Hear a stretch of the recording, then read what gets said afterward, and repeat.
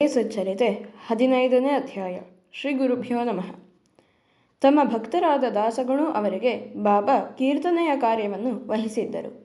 ದಾಸಗಣು ಅವರು ಬಾಬಾ ಅವರ ಅಂತರಂಗ ಭಕ್ತರಾಗಿ ಅವರ ಮಹಿಮೆಯನ್ನು ಹೃದಯಂಗಮವಾಗಿ ಎಲ್ಲ ಕಡೆ ಬಣ್ಣಿಸಿ ಕೃತಾರ್ಥರಾಗುತ್ತಿದ್ದರು.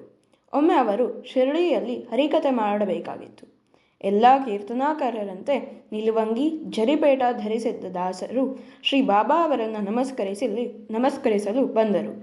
ದಾಸಗಣು ಅವರ ವೇಷಭೂಷಣಗಳನ್ನು ನೋಡಿದ ಬಾಬಾ, ಏನಯ್ಯ, ಮದುವೆ ಗಂಡಿನಂತೆ ಸಿಂಗರಿಸಿಕೊಂಡಿದ್ದೀಯಲ್ಲ ಎಂದು ಗೇಲಿ ಮಾಡಿದರು.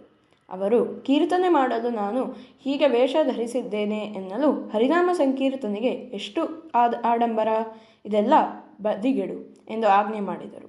ದಾಸರು ಗುರುವಿನ ಆಜ್ಞೆಯೇ ಪಾಲಿಸಿದರು. ಹರಿಭಕ್ತಾಗ್ರೇಸರ ದೇವರ್ಷಿ ನಾರದರು ತಂಬೂರಿ ತಾಳ ಬಿಟ್ಟರೆ ಬೇರೆ ಏನನ್ನೂ ಇರಿಸಿಕೊಂಡಿರಲಿಲ್ಲ ಎಂಬುದು ಬಾಬಾ ಜ್ಞಾಪಿಸಿದರು. ಇದೇ ನಾರದೀಯ ಕೀರ್ತನ ವಿಧಾನವಾಗಿತ್ತು. ದಾಸಗಣು ಅವರ ನಾಮ ಸಂಕೀರ್ತನೆಯಿಂದ ಬಾಬಾ ಅವರ ಕೀರ್ತಿ ಭಾರತದ ಮೂಲೆ ಮೂಲೆಗಳಲ್ಲೂ ವ್ಯಾಪಿಸಿತು. ಶ್ರವಣಕ್ಕೆ ಬರುವ ಹಲವಾರು ಭಿನ್ನ ಋಷಿಯ ಜನರಿಗೆಲ್ಲ ದಾಸಗಣು ಅವರ ಮಾತು ಅಚ್ಚಳಿಯದ ಪ್ರಭಾವ ಬೀರಿತು. ಇದು ಅನೇಕ ಸಜ್ಜನರನ್ನು ಬಾಬಾ ಅವರ ಭಕ್ತರನ್ನಾಗಿಸಿ ಸನ್ಮಾರ್ಗ ತೋರಿಸಿ ಸುಖ ಸಂಪತ್ತುಗಳನ್ನು ತಂದುಕೊಟ್ಟಿತು. ಥಾನಾದ ಶ್ರೀ ಕೌಪೀನೇಶ್ವರ ದೇವಾಲಯಗಳಲ್ಲಿ ದಾಸಗಣು ಅವರು ಹರಿಕತೆ ಮಾಡುತ್ತಾ ಬಾಬಾ ಅವರ ಮಹಿಮೆಯನ್ನು ಕೊಂಡಾಡುತ್ತಿದ್ದರು. ಅಲ್ಲಿ ಸೇರಿದ್ದವರಲ್ಲಿ ಚೋಳ್ಕರ್ ಎಂಬ ಸಿವಿಲ್ ನ್ಯಾಯಾಲಯದ ಸಣ್ಣ ಹುದ್ದೆಯಲ್ಲಿದ್ದ ನೌಕರರೊಬ್ಬರಿದ್ದರು. ಅವರು ತಮ್ಮ ಮನಸ್ಸಿನಲ್ಲೇ ಬಾಬಾ ಅವರನ್ನು ವಂದಿಸಿ, ಬಾಬಾ, ತಮ್ಮ ಕೃಪೆಯಿಂದ ಈ ಬಾರಿ ಇಲಾಖಾ ಪರೀಕ್ಷೆ ಪಾಸಾಗಿ ಖಾಯಂ ಕೆಲಸ ದೊರೆತರೆ ಶಿರಡಿಗೆ ಬಂದು ನಿಮ್ಮ ದರ್ಶನ ಪಡೆದು ಕಲ್ಲು ಸಕ್ಕರೆ ಹಂಚುತ್ತೇನೆ ಎಂದು ಹರಕೆ ಮಾಡಿಕೊಂಡರು. ಶ್ರೀ ಸಾಯಿ ಕೃಪೆಯಂತೆ ಚೋಳ್ಕರರಿಗೆ ಖಾಯಂ ಕೆಲಸ ದೊರಕಿತು. ಬಡವರಾದುದರಿಂದ ತಮ್ಮ ಹರಕೆ ಪೂರೈಸಲು ಸಾಧ್ಯವಾಗಲಿಲ್ಲ. ಆದುದರಿಂದ ಅವರು ತಮ್ಮ ಚಹಾದಲ್ಲಿ ಬೆರೆಸುವ ಸಕ್ಕರೆ ಉಳಿಸಿ ಹಣ ಉಳಿತಾಯ ಮಾಡಿ ಶಿರಡಿಗೆ ಕೆಲವು ದಿನಗಳ ನಂತರ ಹೋದರು. ಆಗ ಬಾಬಾ ಅವರ ದಿವ್ಯ ದರ್ಶನ ಪಡೆದರು.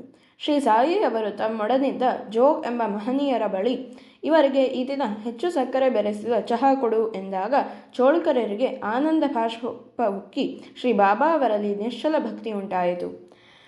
ಬಾಬಾ ತಮ್ಮ ಭಕ್ತರಿಗೆ, ನೀವು ಭಕ್ತಿಯಿಂದ ನನ್ನ ಬಳಿ ಕೈ ಚಾಚಿದರೆ ನಿಮ್ಮನ್ನು ಹಗಲಿರುಳು ಎಲ್ಲೇ ಇರಲಿ ರಕ್ಷಿಸುವೆ. ನೀವು ಏನು ಮಾಡುತ್ತಿದ್ದರೂ ನನಗೆ ಅದು ತಿಳಿಯುತ್ತದೆ. ಸಕಲ ಜೀವರಾಶಿಗಳಲ್ಲೂ ನನ್ನನ್ನೇ ಕಾಣಿರಿ. ಈ ರೀತಿ ಯಾರು ನನ್ನನ್ನು ಆರಾಧಿಸುವರೋ ಅವರೇ ಧನ್ಯರು ಎಂದು ಆಗಾಗ ಹೇಳುತ್ತಿದ್ದರು. ಒಮ್ಮೆ ಬಾಬಾ ಮಸೀದಿಯಲ್ಲಿ ಕುಳಿತಿದ್ದಾಗ ಹಲ್ಲಿಯೊಂದು ಲೊಚಗುಟ್ಟಿತು. ಅಲ್ಲಿದ್ದ ಭಕ್ತನು, ಇದೇನು ಶಕುನ, ಏನನ್ನು ಹೇಳುತ್ತಿದೆ ಎಂದಾಗ ಬಾಬಾ ಹೀಗೆ ಹೇಳಿದರು, ಈ ಹಲ್ಲಿ ತನ್ನ ತಂಗಿ ಔರಂಗಾಬಾದ್ನಿಂದ ಇಂದು ಬರುತ್ತಾಳೆಂಬ ಸಂತೋಷದಲ್ಲಿದೆ ಎಂಬ ಬಾಬಾ ಮಾತು ಅರ್ಥವಾಗಲಿಲ್ಲ. ಸ್ವಲ್ಪ ಸಮಯದಲ್ಲೇ ಒಬ್ಬ ಭಕ್ತನು ಔರಂಗಾಬಾದಿನಿಂದ ಕುದುರೆ ಮೇಲೆ ಬಂದು ಇಳಿದನು. ಆತನು ಹುರಳಿ ಚೀಲವನ್ನು ಕೆಳಗೆ ಹಾಕಿದಾಗ ಒಂದು ಹಲ್ಲಿ ಹೊರಬಂದು ಎಲ್ಲರೂ ನೋಡುತ್ತಿದ್ದಂತೆಯೇ ಗೋಡೆ ಹತ್ತಿ ಹಿಂದೆ ಲೊಚಗುಟ್ಟಿದ್ದ ಹಲ್ಲಿಯ ಬಳಿ ಹೊರಟಿತು. ಭಕ್ತರು ಇದನ್ನು ನೋಡಿ ಬಾಬಾ ಅವರ ಮಾತಿನ ಅರ್ಥ ತಿಳಿದರು.